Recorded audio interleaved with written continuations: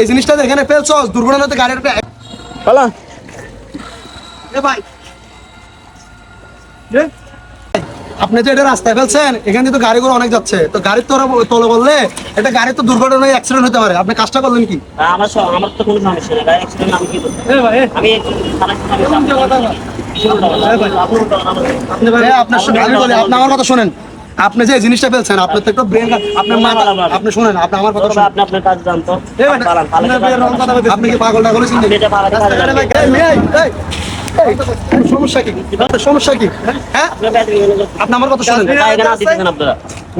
আপনি কোনো পাগল হয়েছেন আপনি পাগল হয়েছেন যে আপনি এটা রাস্তায় ফেলছেন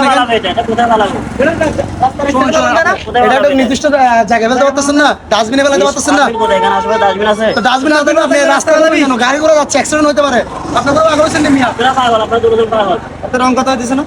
আশেপাশে ডাস্টবিন আছে, আমি এটা কোথায় পাবো? এই তুমি পাগল হইছস এই জিনিসটা এখানে ফেলছস দুর্ঘটনাতে গাড়ির একটা অ্যাক্সিডেন্ট হতে পারে তো সমস্যাটা কি ডাস্টবিন আছে না আশেপাশে? এই দাঁড়ান, ভাই দাঁড়ান, একটু দাঁড়ান। রং কথা বলতেছেন আপনারা দুজনে। মনে করেন ভাই এই ডাবটা অনেক দিবসে খাইছে খাওয়ার পরে রাস্তায় ফেলছে তো আপনার গাড়িটা তো যাচ্ছে তো যাওয়ার পরে মনে করেন আপনার গাড়ির তো যখন পড়বে এটা তাহলে গাড়িটা একটা অ্যাক্সিডেন্ট হওয়ার সুযোগ আছে না অবশ্যই আছে অবশ্যই আছে ঠিক না তো উনি কি এটা খারাপ কাজ করছে না ভালো কাজ করছে অবশ্যই এটা খারাপ কাজ করছে কারণ এটা চাকার নিচে পড়লে গাড়ি অনেক সময় কি বলতেছে দিলে আরেকটা গাড়ির সাথে আমার গাড়িটা বাঁচতে পারে দুর্ঘটনা হয় না দেখছস রিক্সের ব্যাপার তুই নিজে শোন আসলে এগুলা নিয়ম হচ্ছে এগুলা নির্দিষ্ট স্থানে পালানো যেমন ডাস্টবিনটা আছে অথবা রাস্তার পাশে যেখানে নিরাপদ আছে ওইখানে পালানো এগুলা রাস্তার ভিতরে পালানো আসলে এগুলো অনৈতিক কাজ এগুলো কোনো নৈতিকতার পরিচয় না